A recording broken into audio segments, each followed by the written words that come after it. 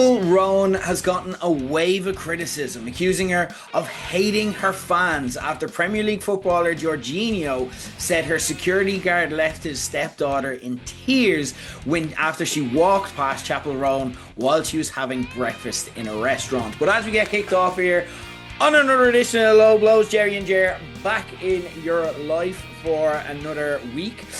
Gerry, who is the biggest diva to their fans in pro wrestling history, in your point of view? Well, if you're talking about like the world, like in all of pro wrestling, like divas, like proper divas, like Hulk Hogan has to be up there as one of the biggest fucking divas out there. Absolutely, the man was only about himself. He didn't give a fuck about anyone else. He really didn't care. But that's the overall arcing one. If we're talking about like something more local, and I know you're thinking, oh, he's going to say me. I'm not going to say you. I'm talking about the biggest diva in Irish wrestling history has to be none other than Phil the Thrill Boyd. He's the biggest fucking diva out there. Absolutely. And, you said to me right at the start when we first started doing these episodes again, and I went after Katie Harvey, and I says, well, I'm in for a penny, in for a pound now. Fuck Phil the Thrill Boyd and his diva ways. That's it. Absolute drive-by of Phil. Phil, by the way, probably the most successful or the most accessible Irish wrestler. Goes to low blows parties constantly. Like, Diva. did the Hall of Fame last year. Gets up and plays the games with everyone. Has a pint with anyone who'll want. Like, what? Hold on. Hold on. I'm on the door, so everyone knows. Like, when you come to a low blows party, first person you see is Gerry and Jimmy. That's who you see. They're the first two people you say. Phil the Thrill just walks up, demands to be let in. I don't have a ticket. And demands a seat, demands a boot, demands fucking everything. And you say he's not a diva? No. All lies, Jer. All lies. Biggest Absolute fucking slander. diva. Biggest diva going. Biggest diva. Poor Phil. Gerry's opinions do not represent them at all the low blows. I can confirm that, Phil, if you're watching and listening. I'm gonna go for someone on the opposite side of the spectrum. I want to talk about John Cena and make a point here. And yeah, look, the surprise there, but hear me out on this, all right? When it comes to the fans, I know what everyone's thinking, okay? They're going, what are you talking about? This is literally the person on the planet who has done more Make-A-Wishes than anyone else in history. That is like, he has devoted the most amount of his time, despite how busy he is, to Make-A-Wish than anyone else in history. He's given his fans more of his life than himself. But what they don't tell you about John Cena is that he leaves behind a trail of disappointed fans, because there are multiple reports from thousands of fans who've shown up to live appearances only to find there being a completely empty chair sitting in front of them. Now, he says he was there.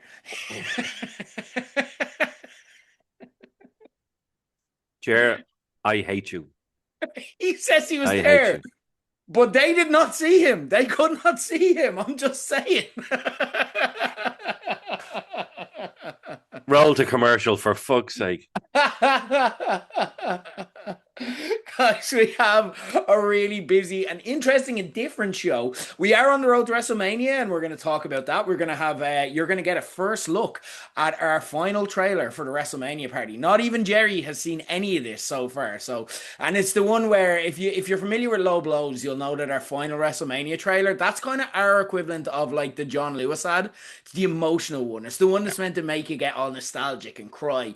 So we're going to see if we can make Gerry cry as we go on. But I also want to talk about something different aside from WrestleMania. We'll give you everything you need to know about the party. It's coming up in, like 2.5 weeks by the time you listen to this. WrestleMania is flying ahead. We're flying along the road to WrestleMania now. But I do want to talk about something different, a hot button topic. Today I want to talk about AI, artificial intelligence. It is something that has caused a lot of controversy, a lot of strong opinions about it. I want to get into the AI discussion, but it's specifically with a lens on, can AI save or help wrestling? And by the end of the show, all I'll say is we're going to put it to a live test with me and Gerry. We have actually enlisted the help of AI to see if it can write a professional wrestling storyline. So we'll be going on a road to WrestleMania of our own before the end of this show as well. So an interesting experiment. No idea how it's going to go, but we're going to give it a go nonetheless. Gerry, how are you feeling? Are you ready for WrestleMania? I have to say now, if you'd have said that to me a couple of weeks ago, I'd be like, yeah, yeah. But now it really is starting to heat up. Mm, You've got a lot of matches announced. You've got a lot of things happening. And I have to say, it's kind of the Punk Roman storyline. I think, especially online, I think is more like Marmite than I think people like to think.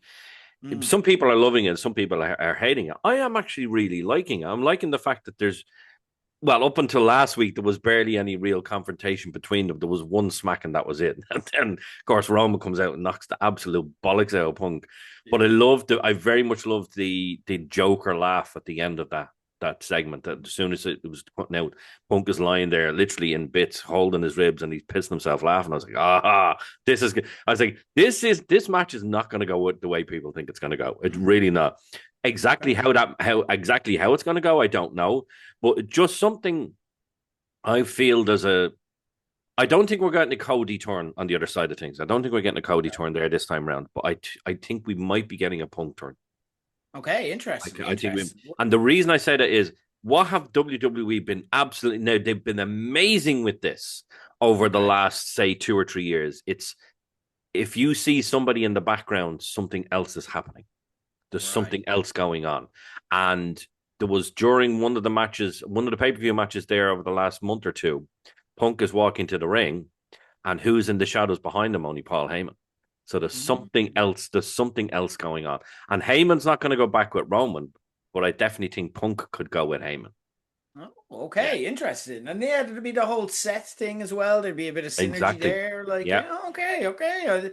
I'm liking what you're thinking. We're going to get deep into it in our next Mhm. show. We're going to do our big WrestleMania preview, and we're going to have all our predictions as we kind of get there. Just to note as well, we're recording on Monday, so you'll have probably watched Raw or at least be aware of what's happened with it. We don't know, so we can't really speak to what's happened on this episode of Raw because it hasn't happened yet as we record. The WrestleMania weekend party, we pretty much announced kind of what to expect at this stage. We announced Yeah. our Saturday and Sunday plans. If you missed it, don't worry. Throughout the course of the show, we'll give you a reminder with kind of just a brief clip of kind of what you can expect. But the high level notes are essentially Saturday, we're going to have a WWE 2K26 tournament on the big screen. How that's going to work essentially is that we will pick people at random and we will assign them a wrestler at random. You don't get to pick your own wrestlers. We tell you who you're wrestling as, and people will compete in a tournament until there is just one person left standing. So that's going to be a lot of crack, and I hope people are going to get into the matches themselves as well. But because it's people playing it as well, it'll be a bit of a different to actually watching normal wrestling matches. So I think that's going to be great crack. We've also got music bingo on the Saturday night as well as the usual WWE DJ set, classic matches being chosen by you, and so on. Sunday we have the return of our table quiz, and also one of my favorites every single year, our Hall of Fame contest will be returning on the stage where we will get you guys up. It is our chance to appreciate you and induct you into our Low Blows Hall of Fame. Jerry is a Hall of Famer. We have like a long list of people who are Hall of Famers and regulars who come to nights here. That could be you. And again, like some people will say, well, like I'm new to Low Blows. I haven't really been to a party, or this is my first Low Blows party. Like, I don't know if I should be a Hall of Famer. It's open to anyone. If the crowd will vote, we will put you through a series. It's like a gauntlet match of random wrestling challenges. I'm not even going to tip my hat as to what you need to expect, but it is hilarious, and the crowd will vote for who the winner is and survives the gauntlet. As all but one person will fall by the wayside, but it is amazing crack. It is famous for a reason. Again, we're going to have WWE DJ set. We're going to have classic matches. We're also, and then both nights we're going to air WrestleMania after the party live and in full from 11 p.m. It's a bit of an earlier start. So again, even if you're considering, oh, well, look, it's a school night and stuff like that. Look, lads, even if it's Sunday, it's WrestleMania. It's Punk versus Reigns is almost definitely the main event match on Sunday. You're going to watch it anyway, and you're going to want to watch it live because the second you wake up the next morning, you're going to get spoiled on your social media. So come down, give yourself the full WrestleMania experience. If you're only planning on doing one night, that's fine. But I'd love if you could come along and just make a weekend of it. It is a heavy weekend, but it's a really fun, complete weekend. And no matter what WWE does, the thing I always say is like you do not walk out of the low blows parties, even if it's like not the best WrestleMania ever. You'll walk away having maybe your best WrestleMania ever, and you'll have your own memories rather than staying at home being pissed off or this or that or the other, or feeling like you missed out. Don't leave yourself with FOMO. Get on to eventbrite.ie now and get tickets. Tables for both nights, like you can count them on one hand, like for both nights you can count them on a single hand. There is that little left over. We sold out of some of the amount of tables, so guys, get in on it quick, and it's going to be great crack. Jerry, we have now got to the point we're letting the attendees of WrestleMania pick the matches that we show, the classic WrestleMania matches we show throughout the weekend. We're going to have the top matches in a WrestleMania World Cup. We touched on this when we launched the World Cup a couple of weeks ago when we did quick picks on around the 32. We're now down to the quarterfinals this week. So we'll have the quarterfinals this week, we'll have the semifinals next week, and we'll have the final the week of WrestleMania, and you'll know what your guys crowned the WrestleMania match choice, the favorite WrestleMania match of all the Low Blows listeners and social media followers and so on. If you want to play along and if you want to vote it onto our Instagram.com/#lowblows, and you can vote through our stories throughout the weeks. Jerry, I do want to get, because again, sometimes there is the possibility where there's a draw. This has happened once so far where it finished exactly 50-50. We need a tiebreaker in that scenario. So what I'd like to do is I'd like to share the brackets with you. Last time, because there were 16 matches, we had to go quick fire. You can give us a little bit of analysis. We don't have to get into it in full, but you can give us a little bit of analysis on the quarterfinal matches, because I do want to get your thoughts. So we'll get into it now. We'll start off with Stone Cold versus Bret Hart, or Gunther, Sheamus, Drew in the three-way.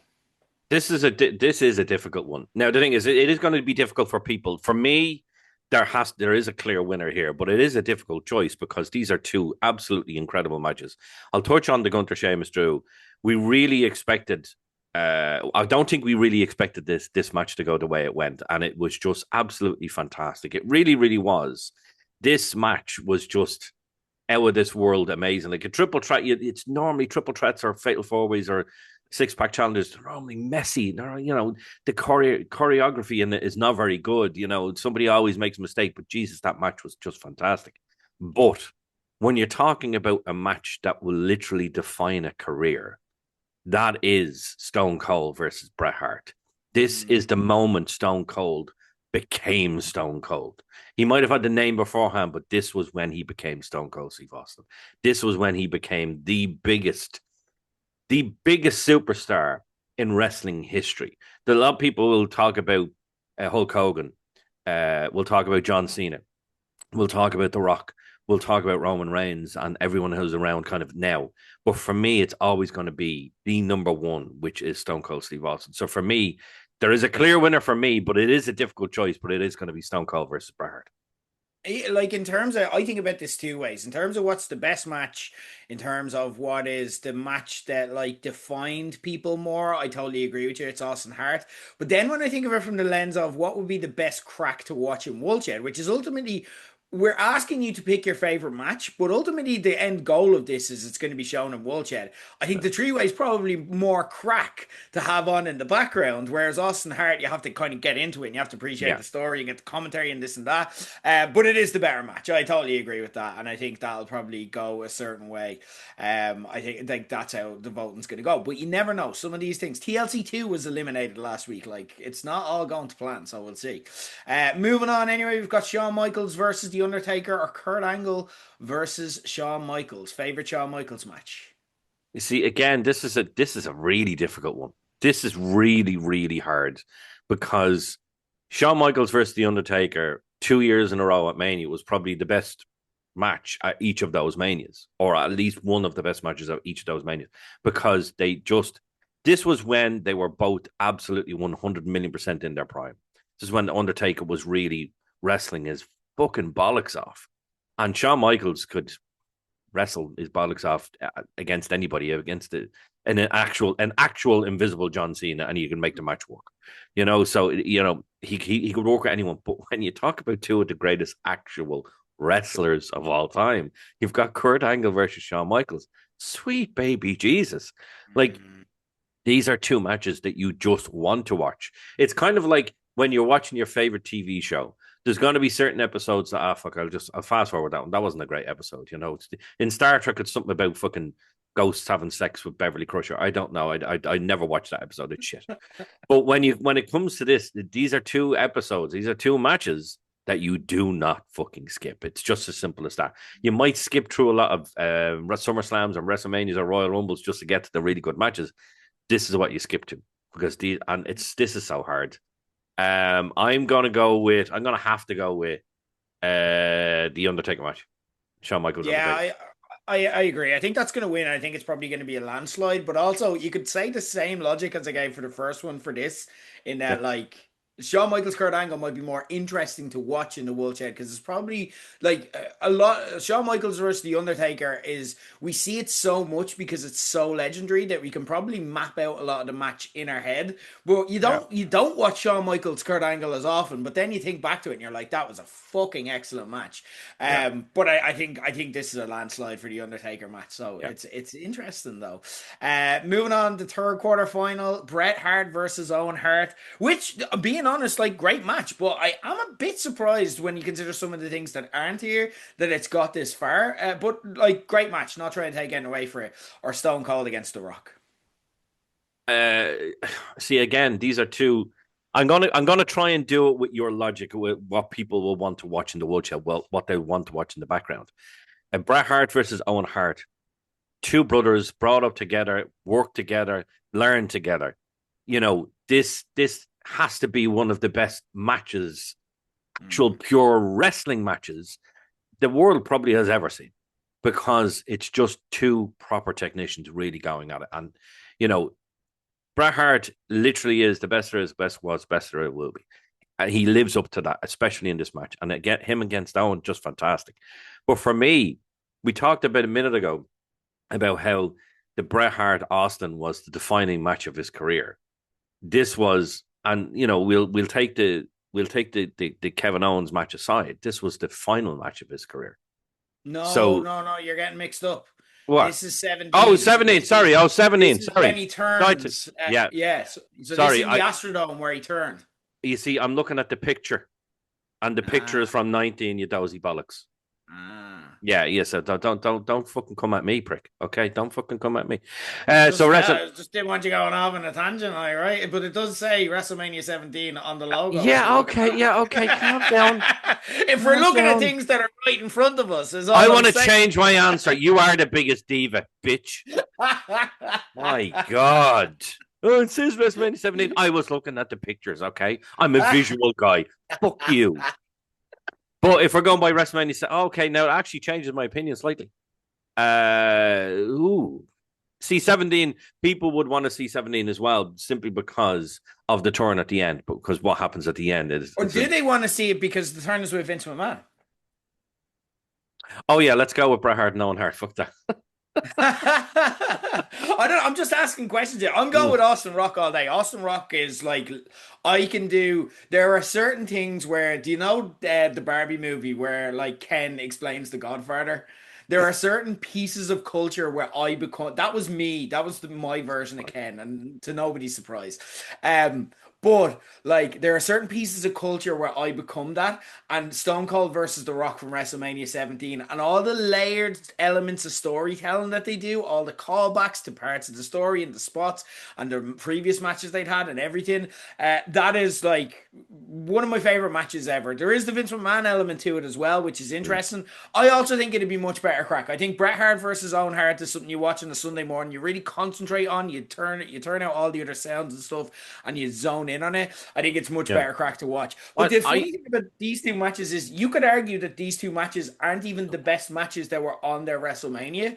because you also have on WrestleMania 10 you've got the ladder match, which a lot of people will Oh. prefer that. On a WrestleMania 17 you've got TLC 2, which a lot of people will prefer that. But they made it to the quarterfinals and they're both worthy matches. But I'm going Austin Rock here all day. And I will explain it. I'll get on the mic and I Yeah, fucking will, and I'll be like, and this spot means this, and this I means do. this.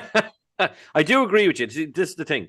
Bret Hart and Owen Hart is a match you watch when you're learning to become a wrestler, and Yes, you're looking exactly. at spots. That's the type of match you want. If you want to watch a pure wrestling match with just absolute fucking pure storytelling, and then a massive payoff at the end, you watch Stone Cold and The Rock. So okay, yeah, let's go with Stone Cold and The Rock on this. I've turned you. Okay, interesting. Last Yeah. quarter final, we have Hulk Hogan against The Rock or The Undertaker versus Triple H. This is the toughest one for me. This is like you're losing something big here either way. The only Hogan match as well that made the list, which is less surprising, but also I probably would have expected him to, if he was going to perform in one of these type of Mm. tournaments. I know people have a lot of opinions about Hulk Hogan, but I would have thought it'd be the tournament after his death where like we Yeah. got like a bit nostalgic for Hogan. But the only Hogan match in here, but also a good Hogan match to have here. This is really tough for me. This is really tough because it's two matches and it meets your criteria. It's two Mm, matches that people would want to see on a big screen in the Woolshed. It mm. 100% is. You've got the absolute mammoth match between The Undertaker and Triple H with everything that goes on in that match. You think this is the match he's finally going to lose because that's what Mm. people thought. He thought when that moment, and nobody's going to convince me otherwise. That moment when he got super kicked Ah, and then pedigreed, you thought that's it. He's finally lost at WrestleMania. That's it. He's done, and he still kicked out. I'm like, oh Jesus! Like it's one there's of an those. epic picture. I'll find it and put it if you're. And again, like we recommend, this will be a visual episode, but we recommend the way you watch this. You can listen or watch it whichever way. But like with this episode, I recommend you watch the video because there is going to be a lot of visual stuff in here. But I'll dig out the picture because this was our first ever, and it probably leans me towards the Undertaker Triple H because this was the first ever Low Blows party that match happened on at WrestleMania 28. And there's a picture of we got the exact moment people react to the kick out, and it is epic, and it is like, oh my Yeah. fucking god. So I like, yeah, I'm leaning so much more I, I towards I think so. Two absolutely huge matches, but I think the near falls, especially the near falls in the Undertaker Triple H matches, the thing that clinches it for me. Like when you yeah, talk about big WrestleMania matches, they don't come any bigger than Hogan Rock, and it is one of those like goosebump moments when you're watching that match. Even now, even after so many years, it really does get you going. But for me, again, Woolshed visuals and stuff like that, Undertaker Triple H yeah, has to yeah. be. It was in Captain's now, Jerry. You were there. Come on, like first ever What I party. mean is to watch it in the Woolshed, you fucking arsehole. I'm sick of your shit already. I'm fucking sick of your shit. And we've probably another hour recording to go. I'm sick of it Jerry, already. I'll win you back. I'll win you back over because there we go. That's the quarterfinals. From our picks, that's two Austin matches and two Taker matches, by the way, which is interesting. Like that's just Oh, how it seems to be working out. But again, it's not us who decide. We'll be the tiebreakers. Jerry specifically will be the tiebreaker, but like yeah, it'll be you guys who decide. You tell us and vote on our Instagram this week, all the way right up what I until will the. say is right. I'm going to say this, okay? If people who voted opposite for Austin versus Bret Hart, if Austin versus Bret Hart doesn't ultimately win, the people who voted against it aren't getting in WrestleMania. You can fuck off, and and and you're not getting a refund. Fuck off. Just Okay, Jerry warning you. Nalen is Just close to warning the you. mast anyway. Well, that's that, guys. We're gonna talk about AI in just one moment, but before we get to that, I want to give you the first look at our WrestleMania final party weekend party final trailer. Jerry hasn't seen it. My goal here is to get Jerry to cry. But we're gonna go and to get you guys to cry as well because this is the one where we look back and look back through the years and all the memories we have from WrestleMania and tell a story. And this year's story and theme for the WrestleMania video and the WrestleMania final ad was this is the home that Low Blows built. There's a house built out of stone, wooden floors, walls, and window sills. Hey to everyone watching. All of the dust. This is a place where I don't feel alone. This is a place where I feel at home.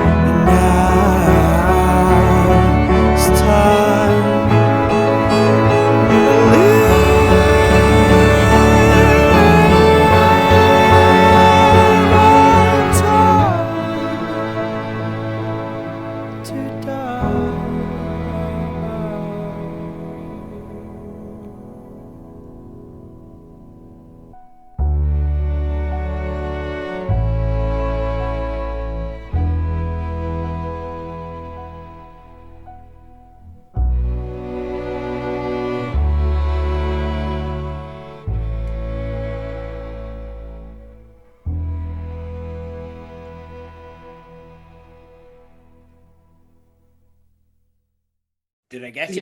I tell you what, you're an absolute whore for the music. I love music like that, and you're absolute whore for it. So it's like tiny, ever so slight moisture there.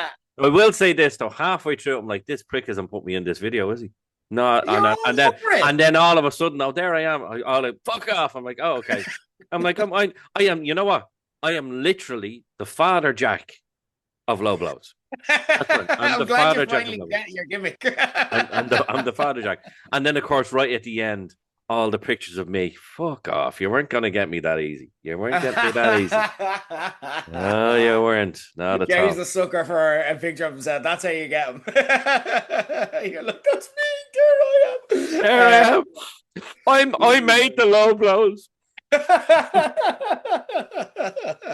There you go. That is the Home the Low Blows build. We'll have that up on all our socials and stuff. And it's my little, I always say it's my little love letter to like everyone who supported us and like what we do. We love what we do, and we love creating new moments. So we hope to be able to create more moments like that. That we'll be celebrating and putting in those videos for years to come. In a few weeks in Woolshed for a WrestleMania weekend party. Like I said, if you haven't got tickets already, tickets Eventbrite.ie. If you've got tickets for one night, get tickets for 2 nights. Spoil yourself. It's fucking WrestleMania. But if you can only make it to one night, we'll be happy to see you and party with you at any stage. So looking forward to it, guys. Cannot wait. It's Wrestle fucking Mania. Let's do this. But in the meantime, Jerry, I want to talk about something else. Hot button topic: AI. Very controversial. Very like divides opinion. People feel very strongly about it, one way or the other. Some people say it's the future and we need to just accept it. The technology's here. When has you like the toothpaste is out of the tube, so we now have to just figure it out and see what the best we can make of it is. A lot of people are like, no, this is the worst thing to ever happen. It's going to replace jobs, this, that, the other. What are your thoughts just to kind of set the tone on, and then we'll talk about wrestling later, but like for now, just in general, where do you fall on the AI debate?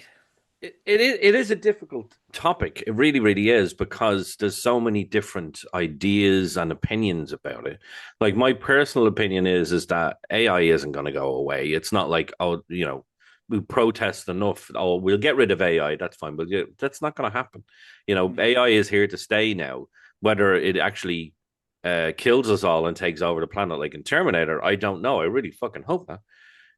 But when it comes to it, it's like you can either just ignore it and see how that goes, or you can just in your own way embrace it. So when it comes to certain things, when it comes to AI, I think we do have to just accept the fact that it is here and it's not going away.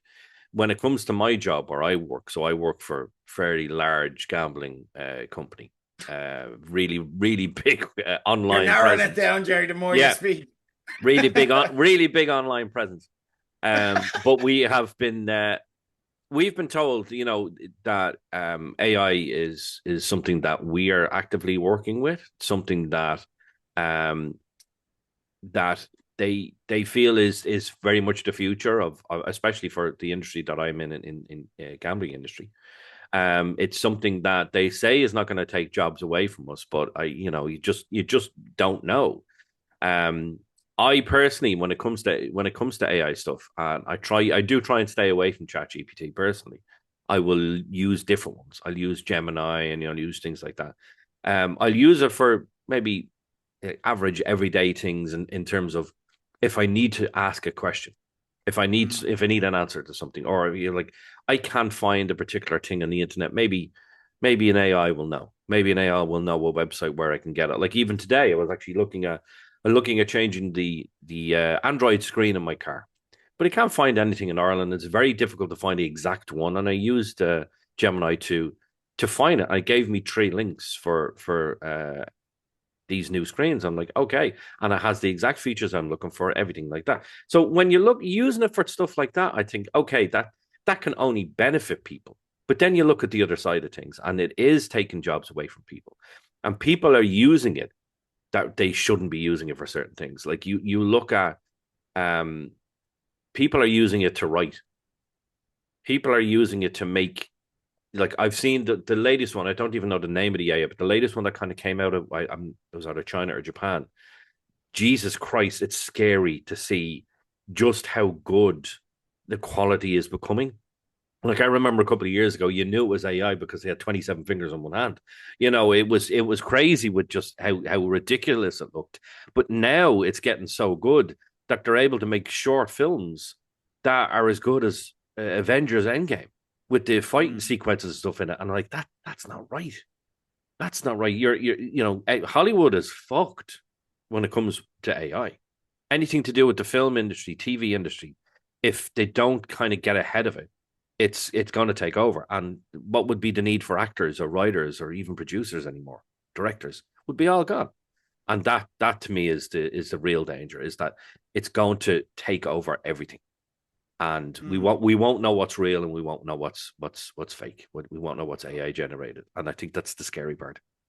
I don't have necessarily the same reservations as you do. Like, I think there's two sides to this, and I take a very pragmatic look, and I'm very much the same as you in that it's here, like it's not going anywhere. This is a part of our lives, but also I think there is an element of hysteria to it in terms of people immediately go to we're all going to die because of this, and we do this all the time for whatever reason. Whenever we try and catastrophize, because we can't. The problem is we can't see the damage that it's going to cause. Like there was a lot of the same hysteria around when social media started to become a thing, and you'll remember this because you would have been around, you would have been like able to kind of keep up with the kind of narrative at that stage. You were of age, so was I.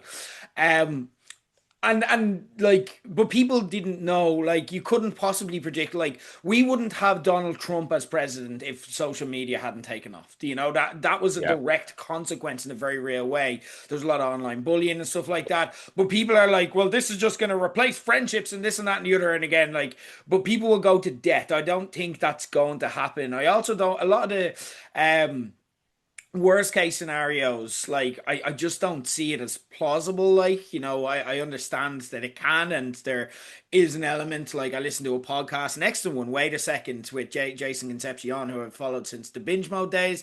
um does a brilliant podcast, and it's about kind of looking into, is there any merit to these conspiracy theories and stuff like that. And they did a podcast on like kind of AI technology, and they were at the weekend, and they were speaking about how it's taken a like a big chunk of like the government decisions like now have AI as a part of it. Like, and they ran a simulation trial with multiple AI systems, and they found that they gave them essentially a nuclear scenario, a nuclear weapon scenario, where it's like, this is where we're at, tension is high. And in 95% of the scenarios ran, all of the AI systems recommended launch the nukes. 95% of the time they said launch the nukes. They never went to de-escalation. That's not the way the AI is programmed. But also I'm like, I go very, I think therefore I am. Like, the fact that we're identifying that that's a problem tells me that we won't let that become a problem. We won't give AI the power to do that, because we can see, oh, when we run these trials it always goes to that, so we can identify it, so we're not going to empower it to that level. So there's checks and balances that will kind of rule a lot of that out. I'm also very pragmatic about it yesterday. Like, my kind of viewpoint on it as a whole is that it's a pretty dumb technology for the most part, that can be really, really useful for low risk tasks that shouldn't take up much time and effort. Like, if you are staunchly anti AI and you spend 2 hours of your life building an Excel spreadsheet with like complex formulas and formatting and this and that, when AI can do it for you in 2 seconds, you're frankly insane. That's crazy. Like, the tech, it can be really handy for those things that take up a lot of your time and energy, but you're like, oh, I should just have this here and actually get started on the actual work. Like, you should spend your time working on the things the spreadsheet needs to do, not making the actual spreadsheet. So for those kind of tasks, it works. But then there are other tasks where it's frankly left lacking. Like, I'm yet to see, and maybe, who knows, we might be proven wrong by the end of it, but I'm yet to see, like, I'm yet to see that movie that is as good as Avengers Endgame, because while I believe they can get the visual stylings down because they're all technology based, I don't think you can replicate the heart of it. I do see why artists and Hollywood pushed back against it. I think it was necessary. And like you look at the likes of OpenAI had to shut down its video program last week because it just didn't work. Like if anything, that was a major blow for the AI industry and kind of the things that people said it could do versus what it can. Remember, the capabilities of AI are also going to be exaggerated by the AI companies who are incentivized to kind of push it as a solution for everything when it's very much not in a lot of ways. How many fights have you had with your ChatGPT and the likes because you're like, that's not what I fucking asked for? Like, Yeah. stop. Or just hallucinates and gets it wrong constantly. ChatGPT is so unreliable that at the bottom of every page, it has to go, ChatGPT can make mistakes. And it fucking does, like all the time. It's not a very good technology. It can be handy for stuff like you're describing, bespoke search results where it's really specific and you have to talk to someone, you have to ask a question to someone, like, what's this fucking song? You know what I mean? Like that kind of thing that you can't type into Google quickly. But even then, it's kind of a shit version of Google. Like an awful lot of the time, I'll start on ChatGPT and then I'll just go, I'll do it myself and I'll find it on Google in 2 seconds, you know? But I see why there had to be a boundary drawn by artists there because companies absolutely will, if they see it as possible, try and be like, well, we don't need writers anymore. We don't need actors anymore. They are going to try it even if it's shit. But it's also not good. I'll give you an example. Jade Costello, our amazingly talented graphic designer. I say that every time, and the reason is because she's amazingly talented. She is staunchly against AI. In fact, I asked her and I spoke to her because I'm like, you'd be a good example of this. And she actually sent me on a little like kind of explanation, which gives me an excuse to do my Jade impression, which I never get to do anymore. So There we go. which she didn't know I was going to say when she sent me on a really well thought out argument against it. So she was like, all right, I have to get into Jades. I'm Jades. Ah, Jesus, I'm Jade. Right, okay, I'm back. We're back, baby. I haven't done that impression since 2017. Jade says, I'm also against it because it's just making everyone dumber and dumber and people even dumber. It could absolutely be used for good and as a tool to help make jobs more efficient and help in the pharmaceutical and scientific fields, but it's so accessible that any idiot can use it. And they're using it and ruining the planet. There's a reason it was 14 degrees and there were days you barely needed a jacket in November. I've had friends whose relationships ended due to one party being so obsessed with using ChatGPT to feed their ego, they got a god complex from being told they were right all the time and they fell out of love with their partner because their partner was real and reminded them of their flaws. To be fair, they dodged a bullet, but that is still now just a normal thing that happens in hundreds of relationships. Sorry, Jade, you gave us a really thoughtful answer. Hold on, hold on, hold on. Points, and I Did ruined it. did she really write that, or was that ChatGPT writing about fucking what Jade would say? Like Jesus Christ, how detailed was that? Fucking hell! And But the she's worst valid impression arguments I've ever there. heard in Like, my fucking life. it's there's a lot of good points there. Like it makes a lot of sense, and she's pragmatic as well. But like I then would say to Jade, and I'm like, yeah, but Jade, like, I would never use AI because AI will never give me what you give me. You're talented. I look to you for a reason. I can use Photoshop myself. Like, if I could do as much as you could, like, I'd save money and blah, blah, blah. But, like, I use you because you're so talented, and that is what ultimately will tell.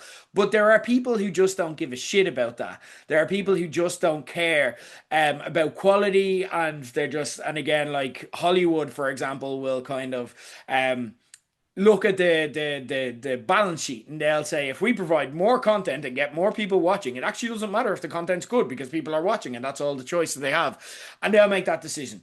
There is also not to Jade's argument because I think Jade is valid and very reasoned and sensible.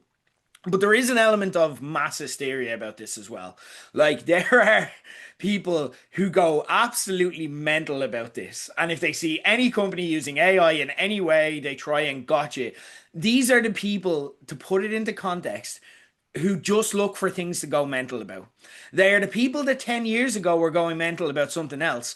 And they're the people that 10 years from now will be going mental about something else. And they won't still be talking about the thing that they went mental about 10 years ago because they forgot about it because they don't really care. Their identity is going mental about things and just like make it and trying to do gotchas and trying to like attack people and so on. So there's an element of that at play to all of this as well. So there's a lot going on here. I think personally, on balance, there are some valid ways to integrate AI into work streams, okay? But I think companies should also have a bit of a backbone and turn around and say, yeah, we use this. Like, yeah, we do, and it's fine, and we're okay. I think companies are pandering a little bit to the hysteria, and mainly it comes from hysterical people because even if you ask Jade, she's like, I feel this way, but there are elements of AI where I can see it is useful, and she even made that point herself. And I'm like, that's a reasoned point of view, and that's kind of where I stand too. Okay, now let's talk about it in wrestling because it is very there is a conversation going on in the background, and wrestling is the thing that brings us all together. And there's a conversation going on in the background of, well, our company's going to start using AI and how does it work and so on. There was a recent story. Did you see about the OVW referee a few weeks ago? Yes, which I thought was Horrific, absolutely mental. Absolutely horrific mental. stuff. And as a former ref as well, like you and me, we were the Oh, original Foxies before Foxy was Foxy. You were the original like Irish ref, and then I kind of took the baton from you, and then Foxy took it from me. Like, so talk to me about like your own thoughts of that, like because we've never addressed it on the show. of what, me being a ref or that No, situation? of that situation through the lens that you were a ref yourself. Like Jesus Christ, if like I loved being a ref. I did because the best thing about being a ref, and especially if you're the only ref in a company in a particular place, is that you get to see every single match up close and personal.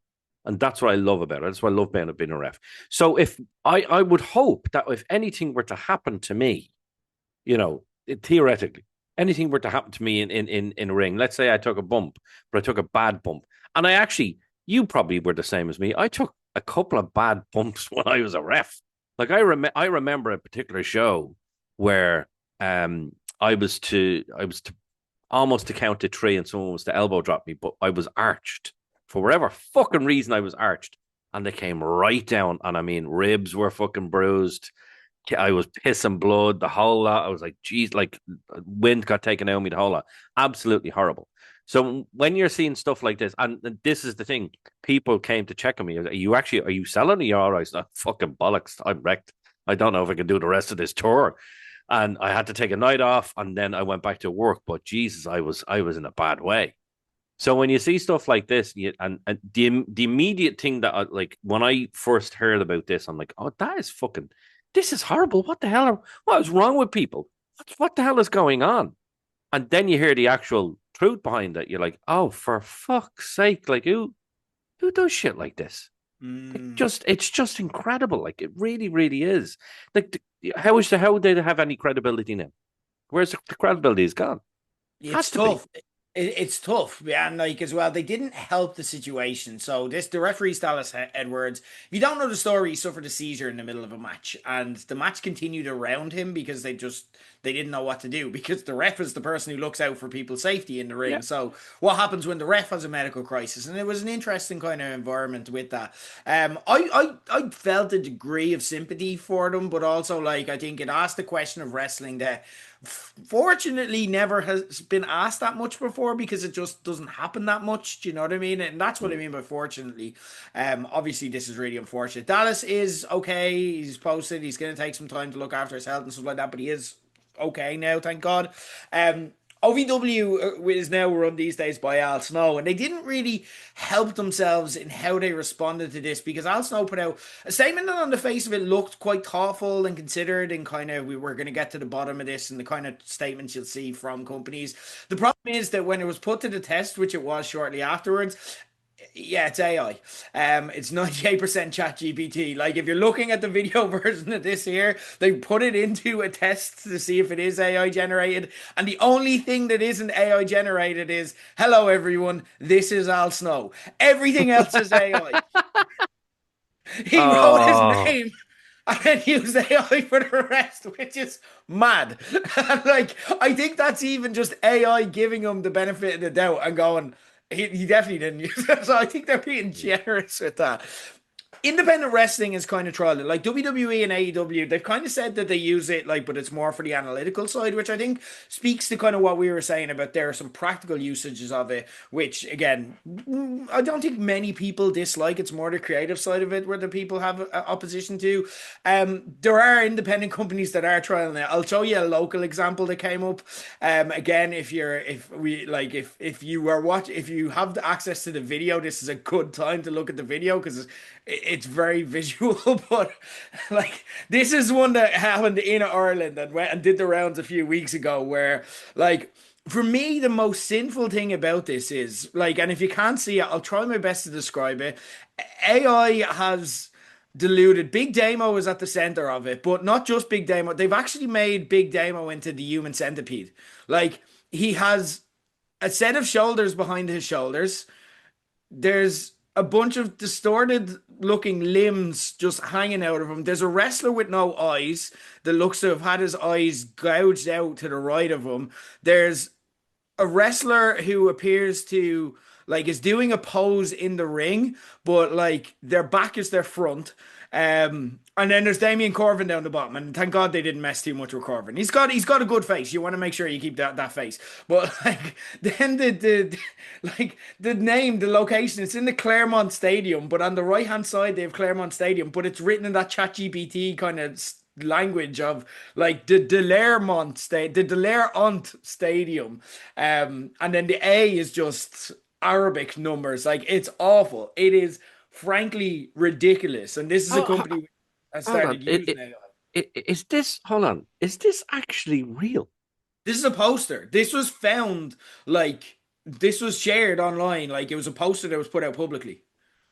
So, right. So I have to ask a question. Is this something that was just posted online, or is this an actual poster that is No, this put is up an in? actual poster for an actual show. They posted it. They decided, yep, that's enough for us. Like, at the top of it, wrestling has two G's. Like, the name of the company is spelled wrong at the top of it. It's wrestling.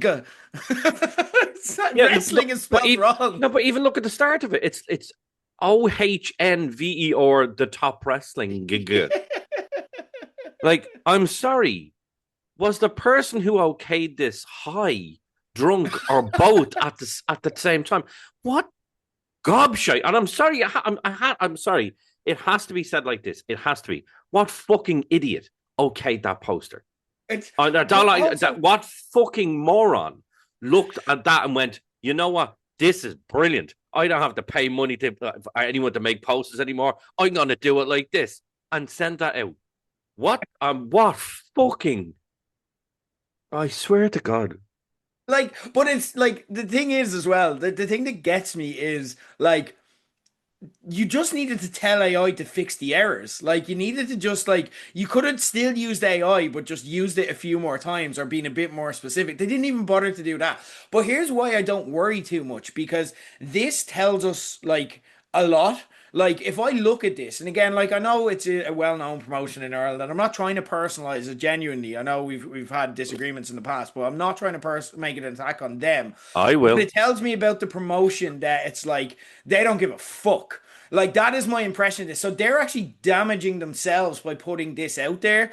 And that is just like it's not on. Like, we also get like submissions though, like to kind of move it on. Like, we're not guilty, we're not innocent in all of this, Gerry. We get submissions. We get AI bots that email us looking for money to be paid into kind of some shadow bank account. Here's one that we got sent on for our WrestleMania party. It's slightly worse than Jade's. And again, if you're not looking, if you can't see it, right?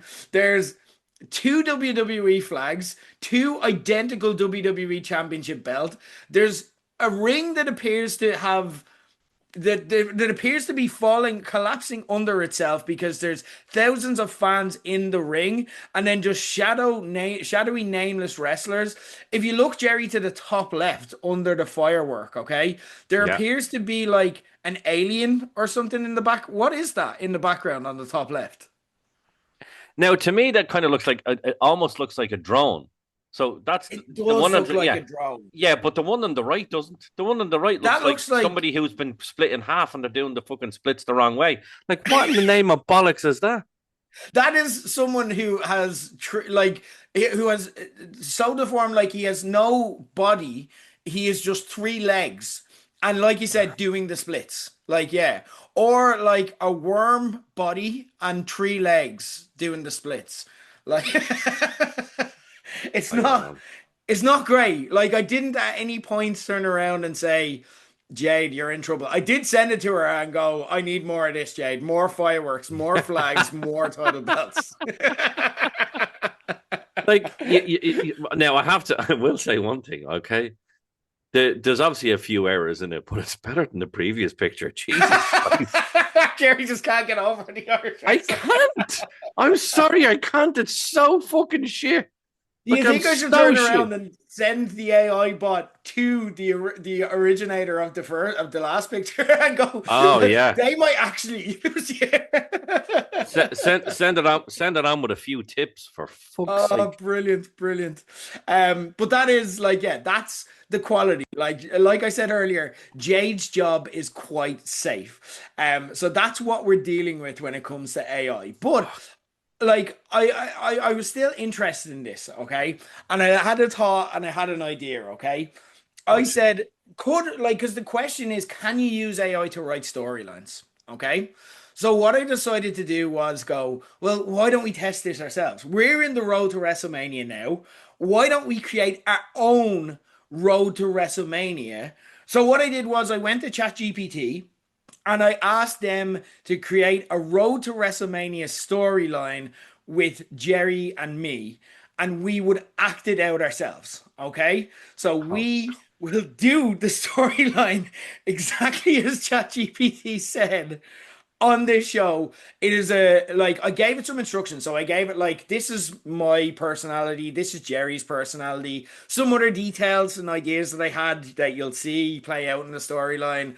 We wanted to start at the Royal Rumble, we wanted to end at WrestleMania, and that's what. And these are kind of the bits along the way. But then we'll just let the AI do the work. So Gerry, what do you reckon? You love a bit of acting as well, so this is a I chance. do, I do. I like a bit of performance. We'll see. Jesus Christ. This you need to performance of your life for this, mate. But no, Oh, let's okay. rule it out. And also for people now, you don't need to do this, but it is an added benefit. If you're watching the video version, I also had it put together a cartoon strip based on the actions within. Okay, does that make sense? So Yeah. there's a cartoon strip on top of this that we're going to follow as we go through the setting. So that is it. We're going to have mine and Gerry's road to WrestleMania, and we're going to have it right after this, where we'll give you the rundown, everything you can expect this WrestleMania Saturday. If you can't be in Las Vegas this year, the best fan parties in the world return to Woolshed this April for the 11th time. And this year, we're doing it twice. Not one, but two parties. Starting with our WrestleMania Saturday on April 18th. From 8 p.m., the party gets started with a WWE DJ set, plus classic WrestleMania matches chosen by you on the big screen. Then step into the ring yourself in our WWE 2K26 tournament. Play WWE's brand new game and take on challengers in a live tournament on Woolshed's big screens. Low Blows also brings a flavor of Las Vegas to Woolshed with our music bingo contest. Mark the classic WWE theme songs off your bingo card as they play throughout the night. First line and full house wins free drink. Then from 11 p.m, settle in as we watch WrestleMania Saturday live and in full together. If you can't be there in person, this is the best atmosphere in the world to experience it. Tickets available now on eventbrite.ie.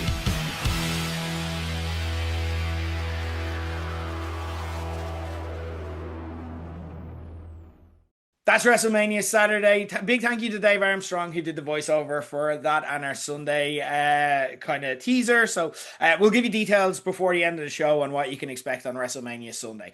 But before we sign off for that, we are back and we are prepared for mine and Gerry's Road to WrestleMania, written by ChatGPT, where we are going to act out this. We also have cartoon graphics in here. The first scene that it opens on is the Royal Rumble match. The ring is carnage. Gunther is chopping lads into early retirement. LA Knight is shouting, yeah, at people who are actively punching him. Dominic Mysterio is hiding behind the ropes like he's waiting for his ma to come collect him. The Miz is talking still, somehow. As you can see, Ger makes his entrance and walks out like he's about to host a three-part docu-series called The Royal Rumble, where it all went wrong. All right, ChatGPT, calm down. Ger on the ramp says, right, immediate notes. Gunther's doing dominance without variance. Dom's doing cowardice without evolution. Miz is still somehow getting paid. We're fixing this, guys. Ger slides in. Gunther chops him into next week. Ger, Jesus Christ! Okay, that's staying in. That's staying in. Ger rolls out and recalibrates like he's editing mid-show. Number 21. Gerry storms out, already mid-rant. Gerry. Will you look at this shower of useless cunts? Dom hiding, Miz talking, and you're doing a podcast in the middle of the ring. Gerry slides in, flattens Dominic with a running clothesline. Get up, you weasel. You're not grounded. You're getting thrown out. Gerry grabs Miz. You've contributed absolutely fuck all here. Out you go. Ger joins in. We'll time this, Gerry. 1, 2. If you count to 3, I swear to God, I'll throw you out myself. They dump Miz. They fall into rhythm. Gerry hits LA Knight with a belly-to-belly suplex. Ger follows with a knee lift into a short-arm lariat. Ger. See, this is efficient sequencing, Gerry. This is what I always say. Will you shut the fuck up and wrestle? Gunther storms in, grabs Ger, lifts him. Gerry, this is suboptimal. Gerry charges, dropkick to the knee. Gunther buckles. Ger spills to the apron. Gunther charges in. Gerry throws himself in, eats a huge chop, but he grabs and saves Ger and pulls him back in. Gerry. You're not going out like that, you lanky prick. Ger no one ever described you as lanky. Fuck off. No one's ever. ChatGPT can be wrong. Yeah. Ger steadies, looks at Gerry. Ger grabs him and throws him out of the ring. Gerry lands and sits up. You absolute snake of a cunt. Ger dusts himself off. Statistically, that was the optimal elimination window. Gunther immediately grabs him and launches him out. Ger lands beside Gerry. Optimal, yeah? It was an execution error. Yeah, you're some execution prick. They sit, not looking at each other. Scene 2, Raw, nighttime. Ger is in the ring. Right, before this turns into a Netflix documentary, I did what I had to do. This isn't a group project. It's not Star Gers. It's not let's all have a chat about feelings. It's the Royal Rumble. Gerry's music hits. He walks out shaking his head. You're some man for explaining things nobody asked you to explain. Like, honestly, you could rob a bank and then give us a PowerPoint on why it was actually morally grey. Gerry gets in the ring. It's called context, Gerry. It's called being a cunt. That's a very you thing to say. It really is. The crowd pops as they would. I believe that pop. Yeah. That's very strong language, Gerry. You panicked. I eliminated you. Yeah, after I saved you from Gunther turning your chest into minced beef. You don't like it when I do well. You get weird. That's not... You don't see me as your partner. You see me as staff. Oh, fuck me. That's fucking spot on. I may have given it strong direction. Oh, we're doing wages now, are we? Do you want your pay slip on the fucking Titantron? Pay me whatever you want. I'm still better than you. You would not say pay me whatever you would always argue no, for more wages. I wasn't fucking sure I would. Ger slaps Gerry. Gerry smiles. There he is. There's the prick we all know. WrestleMania. No edits. No cuts. No you pause in mid-sentence to explain a reference no one asked for. Just me uttering you. Gerry leaves. Scene 3. Ger does a promo. Backstage, nighttime. Ger pacing like he's mid-lecture. Right, let's just take a second. Because what's happening here is fascinating. He thinks this is about emotion. It's not. It's about structure, hierarchy, understanding your role. I've been in rings with Sheamus, with Drew McIntyre. I've seen what top level looks like. I've seen Wrestle Kingdom live twice. That is something I'd say. See, it is. It is. Yeah. It's got me down to it too. Yeah. Jerry worked the door. Important role. Very important. Gatekeeping. Literally. But there's levels to this. And at WrestleMania, I'm going to demonstrate that level difference in a way that Jerry can finally understand. Scene 4. Jerry promo. Empty arena. Nighttime. Jerry is sitting on the apron. He's done it again, hasn't he? I've been to Japan. We know. You've told us every single week for 10 fucking years. Shit. Oh, no, you fucking put in Shake's head in a fucking bowl, you dozy bastard. ChatGPT. I didn't know ChatGPT. Don't fucking start me, you. Wrestle Kingdom this. Tokyo Dome that. You went on holidays, lad. Relax. And the Sheamus one, I loved that one. I was in the ring with Sheamus and Drew. Sound, fair play. So was half Ireland at one point, you stupid fuck. Difference is, I didn't make it my personality. You didn't make it, and that's grand. But don't stand there acting like you made me. I was there from day one. While you were all figuring out if you were a DJ, a podcaster, or the Irish John Oliver, at WrestleMania, you don't get staff. You get a Dublin lad who's going to beat the absolute head off you and laugh while he's doing it. Oh, Jerry. I did like the part where they made it sound like Sheamus and Drew were whores that were like with half of Ireland at one point. Yeah, absolute heroes. Ask them. They'll tell you they're heroes. Drew was. Sheamus was more good. Like, let's not sully anyone's reputation here, right? Scene 5. Face-to-face interview. Interview set. Nighttime. Just the two of them. Silence at first. Jerry, you built this whole thing in your head. That you've been held back. That somehow you were meant to be more than what you were. But you weren't. You were exactly where you were supposed to be. Beside me. Supporting. Complimenting. That's not disrespect, Jerry. That's reality. There's silence as Jerry nods slowly. You really believe that, don't you? That everything good that's ever happened is because of you. And anything I did was just because you let me. That's some fucking ego. Because from where I'm sitting, I don't remember asking you for permission for anything. I showed up. I did the work. Took the piss. Carried half this thing on my back while you were off explaining it. And now you're shocked I don't want to stand beside you anymore. Jerry, I made you. Then unmake me. They sit still, not understanding what unmake me means in this context. Guys, we'll be right back with the WrestleMania match. This time we're gonna let it all come out right after this. This is what you can expect on WrestleMania Sunday.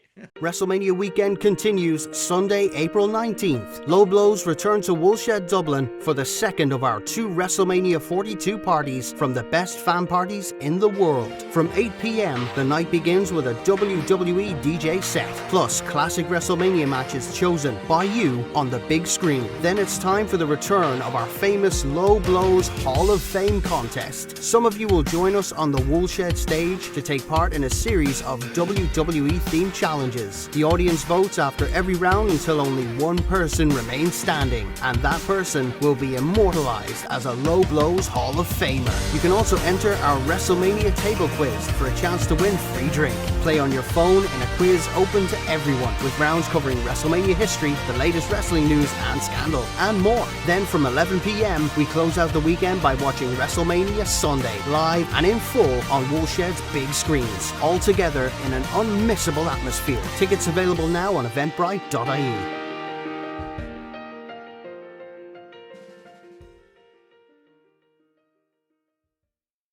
Thanks to Dave Armstrong again for the voiceover. That's WrestleMania Sunday. Tickets at eventbrite.ie, guys. But guys, we're going to get right back to our own WrestleMania here because we are right in the middle of a ChatGPT Road to WrestleMania simulation. We are testing if AI can write a Road to WrestleMania storyline competently, and I don't think it's doing too bad so far, Jerry. I have to say, like, I'm quite enjoying doing this exercise with you. It's not too bad. There's a few little grammar things that I certainly wouldn't fucking say, but yeah, no, it's not too bad. I have to say it's going okay. Okay, interesting. All right, so it's WrestleMania. It's the time for the match. There's a huge atmosphere. The crowd are already weird. They're chanting low blows, low blows. Explain it. Clap, clap, clap, clap, clap. Explain it. He went to Japan. He went to Japan. That is something like a Raw after WrestleMania crowd would say. It is a real, like, yeah, very much is. The bell rings. Gerry and Ger circle. They lock up. Ger immediately transitions into a headlock takeover. We're going to start with the fundamentals, guys. The crowd chant, boring, boring. Will you stop teaching a class?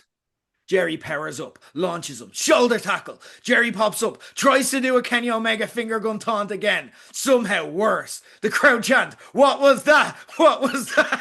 Oh, you're embarrassing yourself. Gerry hits a right hand, then another. They trade. Ger hits a snap suplex, immediately rolls into. This is about center control. Gerry rolls him up mid-sentence. Shut up! 2 count. They reset. Gerry rolls ringside, grabs a low blows branded pint glass from under the ring. Where did you even get that? Mert synergy, baby. Ger swings. Gerry ducks. Glass smashes on the post. Crowd chants, wasted point, wasted point, wasted point. Gerry pulls out a folding chair with Star Jers written on it. Remember this? Neither does anyone else. Fuck. Ouch, ChatGPT. Ouch. Fuck you, ChatGPT, you prick. Gerry whacks Ger with the Star Jer's chair. Ger staggers. They brawl. Ger climbs the rope. Tries a frog splash. Slips slightly. How did you know that happened, ChatGPT? Crowd chants, please don't die. Please don't die. They crash.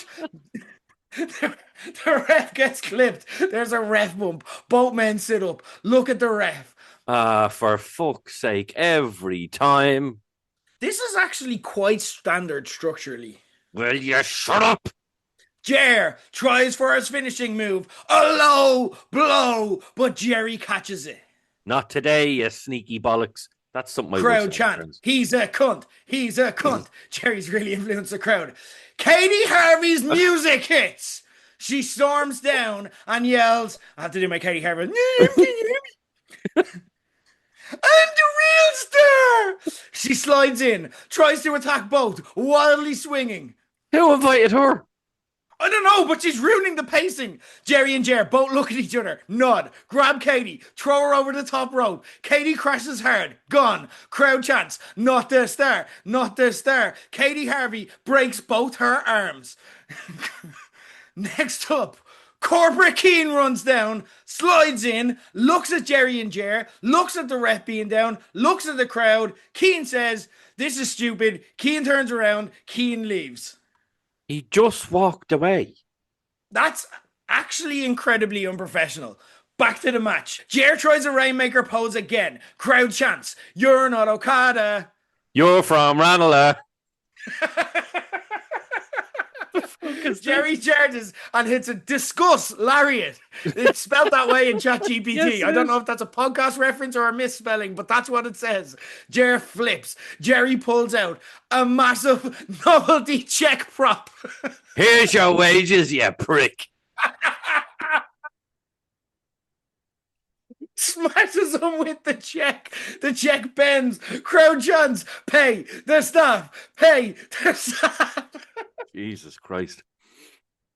It's the final stretch of the match. Ger, dazed, grabs a mic. This isn't how it was supposed to go. Nothing you do ever goes how it's supposed to go. They dump. They dump? What the fuck are you on? Jump! At no point do we dump in this match. That was a mystery on my part. They brawl, and Jer tries to dump him over the top rope again in a callback to the Royal Rumble, but this time, Gerry lands on the apron. Not this time, you absolute prick. Crowd chants, not this time, not this time. Gerry springboards right into a sling blade. Jer stumbles. He's losing it. He's groggy. He's tired. He yells, I made you. Then finish it, you gobshite. Jer charges. Gerry ducks. Hooks him. Double arm DDT. A new referee runs out. Slides in. Counts. 1, 2, 3! The bell rings. Gerry stands, breathing. Jer rolls over. Gerry offers his hand. Go on. Don't be a bitch about it. Jer looks, stands, walk past him. You got one. Jer leaves. Gerry watches. The camera slowly pans to ringside, where Katie Harvey is lying there, both arms clearly broken and barely conscious, whispering to herself, I'm the real star. I'm the real star. Get hell. ChatGPT shit all over Katie Harvey worse than I ever did. Fucking hell. Goes for Katie. Fucking hell, poor Katie's arms. Jesus Christ. Every time. She can't get a break. Well, No. she can. That's actually her problem. She breaks everything. Fucking hell. Final scene. It's the post-show press conference. In the press room at night, Triple H is at a podium, and a reporter asks, Triple H, what were your thoughts on Jer versus Gerry? Triple H pauses, takes a sip of water. Triple H, yeah, that was really niche, but I think the 12 people in the crowd who understood it thought it was pretty cool. He nods, he walks off, and we fade out, because that was Jer and Gerry's road to WrestleMania. Oh. Well, the one thing I'll say is at least I went over. Oh, fucking. And gee, poor Katie. Oh, my God. Poor Katie. ChatGPT did her dirty. Both arms, both elbows again. Jesus Christ. What are the chances? What are the chances? Oh. Gerry, we got ChatGPT to write a storyline. I thought that was pretty good. I'm not going to lie. Yeah. I'd laugh. Shockingly, that was actually quite good. As I said, there was one or two little grammar things. I'm like, no, you wouldn't say, an Irish person wouldn't say that. But for the most part, it was really good. Well done. The whole corporate Keen and Katie Harvey coming out, Katie just straight over the top rope. Oh, there's the arms gone again. Ah, well, fuck it. I'm like, I'm the real star. Real star. It was very, very good. There is a twist though, because I know I'll be clear and transparent. Okay, I did use ChatGPT to write that. Okay, so why you use ChatGPT is it does amazing feats in like 2 seconds. It does the things that would take us hours upon hours to do ourselves in 2 seconds. Gerry, do you know how long that took me to actually do all of that? No, 5 minutes. 4 hours, Gerry. 4 hours. 4 hours. Gerry. I'm not fucking joking. Right? I had to rewrite that like 7 times because I was like, that is fucking dog shit. Like, and then at the end, I just turned around and I was like, I'll fucking do it myself. Like, at the end of it, all of the stuff about Katie and Keen and all of the bits that you just said, I wrote that part. Oh, for fuck's sake. Okay. The stuff that felt personal that ChatGPT couldn't know, yeah, it didn't. It, like, because basically even the promos it wrote were such garbage that essentially it was just like writing WrestleMania. Yeah, you're gonna get it. Oh yeah, yeah. That was the level of so it wrote a wrestling porno. Okay, I get it now. It was literally like porn dialogue. I'll give you an illustration of how difficult this was because we put that together and we kind of put out a finished product, right? But like this at one point, right? And I'll show you. Speaking of bad AI, okay, I'll share this with you, right? So. Oh, God. At one point, this is what it gave me when I was doing the graphics, okay? It seems to have gotten me and Keen completely confused, and it began to think that Keen was me. Then, like, if you look at it from left to right, and this is like, I didn't ask it for a storyboard like this. I asked it for multiple different scenes, but this is what it spat out first, right? Yeah. Then, like, if you look at the second picture, the first picture at the top right hand corner, Jerry's pointing, and then there's a random blonde wrestler who's not related to anything, just like falling backwards, like away from the crowd into he seems to be falling from the bleachers. Then Keen is pointing and laughing at something. Then Jerry is actually fighting Jerry, but if you notice, your arm is actually a leg. Do you see that? You're doing a promo with yourself. Then Jerry and Keen are just sitting at one point, like talking to each other for no reason. And there's a sign in the background that says execution error, which I'm guessing ChatGPT realized that it was getting it wrong and it somehow became a sign in the middle of it. And then there's a sign in the picture below that. So the second one from the left, there's a sign that says every man or staff. Then, if you look at the picture, the bottom right, Jerry, you are wrestling in the ring, talking to the ref, who is also Jerry. Yeah, that's some fucked up shit, all right. So That's some fucked up shit, all right. the truth is, if you thought, geez, ChatGPT actually pulled it did not. It fucked up at every turn, and I rewrote it because I'm like, shit, we've got to do this for the podcast, and it's got to be entertaining. It would have taken me a shorter time to just write it all myself to begin with than coaching ChatGPT for I'm not messing Jerry 4 fucking hours of my life. AI can't write wrestling. It can't do posters. It can't do anything. It can make you a nice Excel spreadsheet if you tell it exactly what you want. But AI is not our savior. We've nothing to worry about. Jade, your job's safe. Don't Yeah, worry. thank fuck for that. Katie Harvey, you're not the real star. There you go. No. You're the one thing that could bring me and Jerry together temporarily. Yeah, I'm just glad. I'm just glad that your arms are okay. But you know, it's nice to see that in this new season of Low Blows that you've stopped shitting all over Joe Cabray, and now you're shitting all over FFPW owners instead. So it's nice to see. I spread the shit. You're the one who came out. I felt like, I've got to even it out. Like, I'm an equal opportunity hater.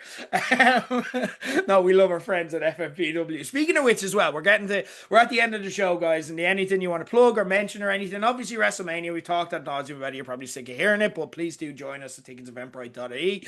I do want to give a shout out to FPW. It's interesting that you bring that up. I am too late on this, but I did plug it on the Low Blow social media. Their pop-up shows are some of the best wrestling you'll ever see. They're so again, a pop-up show is basically a show that they'll run in the middle of the week. So it'll be a Tuesday or a Wednesday or something like that. It's like they announce it with very short notice. It's a non-canon show. You're not allowed to like take pictures of social media, and I'm not allowed to talk about what happens, which makes it difficult to plug. Okay, but like there are things that you may want to see happen in Fight Factory and in Irish indie wrestling that like would be the biggest thing in the world with like worldwide stars and names.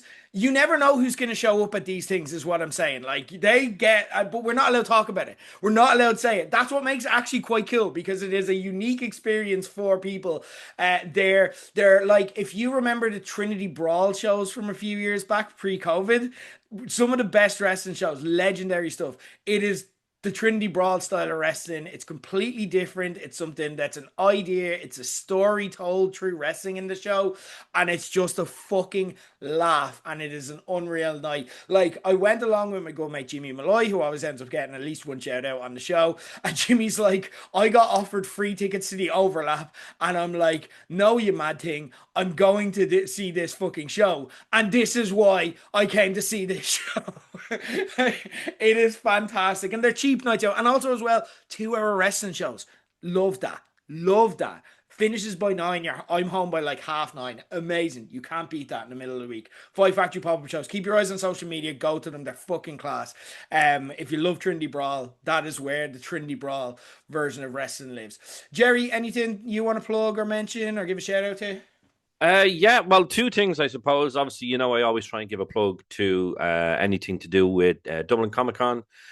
We just had an announcement today that Roger Clark, who was Arthur Morgan in Red Dead Redemption 2, is going to be coming back to Dublin next March for Spring Edition next year, 2027.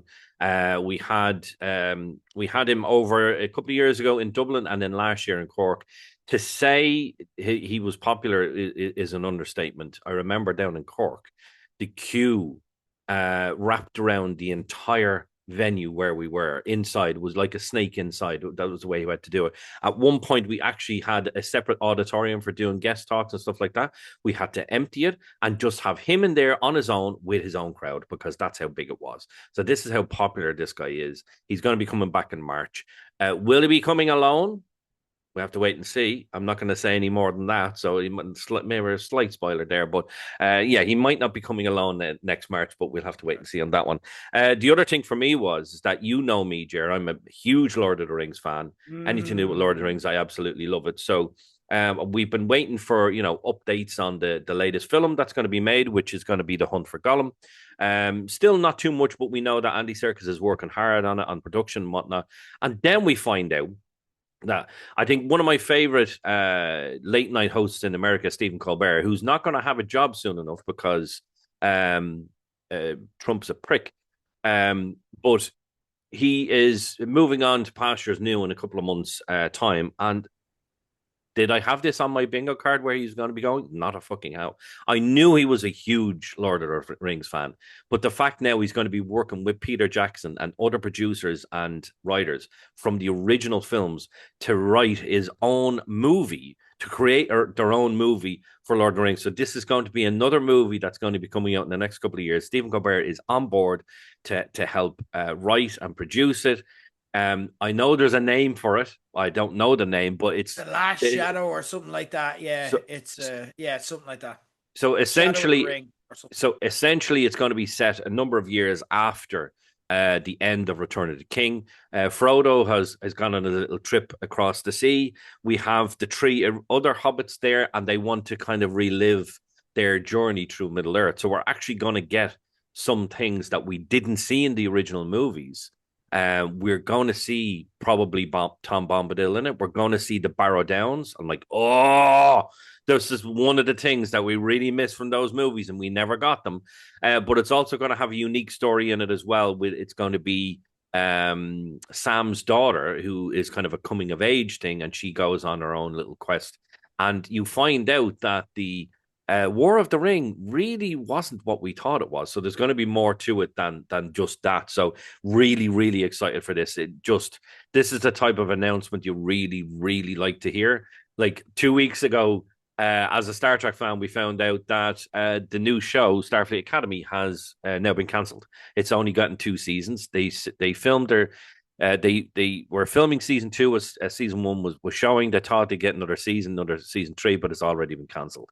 It's very divisive, I will say that. But if you're a true Star Trek fan, you would have at least said, well, give it another season. This is the thing about it, is that once you're getting Star Trek, it's like Star Wars fans. Once you're getting Star Wars, you should be happy you're getting Star Wars. Let's just get it. Let's get on with it. And, this season might not have been great, but the next season could have been better. Or the next season after that could have been better again. So, fuck off. But unfortunately, that's another thing that Stephen Colbert has been pretty much sacked from at this point, because the show has been cancelled. So it's nice to see that Stephen Colbert is actually keeping busy, and he's going to be making a fucking Lord of the Rings with film. Peter Jackson.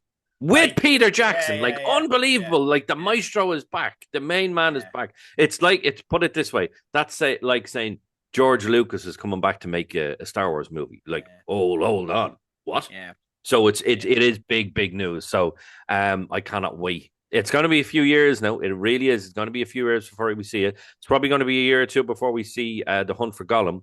But again, it's like, as I said, all Star Wars is good Star Wars, even the bad one. All Star Trek is good Star Trek, even the bad Star Trek. And all fucking Lord of the Rings is good Lord of the Rings, even the bad Lord of the Rings. So I cannot wait to see what they actually come up with, because we're going to have new actors in it, because Viggo Mortensen has said he's not coming back for the new The Hunt for Gollum. So we're going to have a new guy playing Aragorn. How I feel about that, I don't know. But at the end of the day, you have to give things a chance. So let's see how it goes. There's new Harry Potter, and this is something I want to do a show on as well. The new Harry Potter thing dropped, and we kind of got to see a first look at a lot of the new characters. And to be honest, I think they've done quite well in a lot of their Yeah. casting decisions. Then there's the whole Snape thing as well.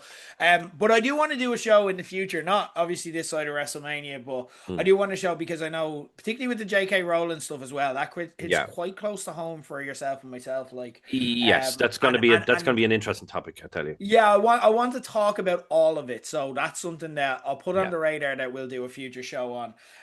Because I'm looking for guidance in that conversation as a huge Harry Potter fan, but also has like people in my life and people close to me that I love who are trans as well. So like this Yeah. pulls at both sides. So I'm still figuring it out, but I'm like Jerry, I know you're kind of in a similar boat to me as well. So I think like that'd be an interesting show that I want to kind of get into. But yeah, it's an Yeah. exciting time for content nerds like myself and yourself. And it's also WrestleMania in a few weeks. We'll be back in a couple of weeks Oof. with our big WrestleMania preview show. We'll be going through the full card. We'll be going through everything you need to know, everything you need to expect from the parties, from the card, from the weekend, and everything else. I cannot wait. It is exciting time. So we hope you will stick with us and join us for that. In the meantime, we are done for this week. ChatGPT, huge thumbs down when it comes to it. Yeah. Again, hopefully you guys found that entertaining. I did not find the 4 hours I had to spend to make that entertaining fun. Oh, it makes me so happy. Fuck you. I should have just fucking written it, and I would have had it done in half an hour. Yeah.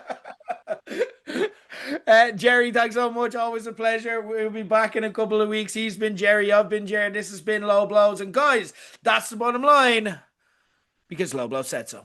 Now go get your tickets, you miserable fucking cheap bastards, and come to WrestleMania. Oh, loads of tickets, you Matty. We want to sell more. Shut the fuck up.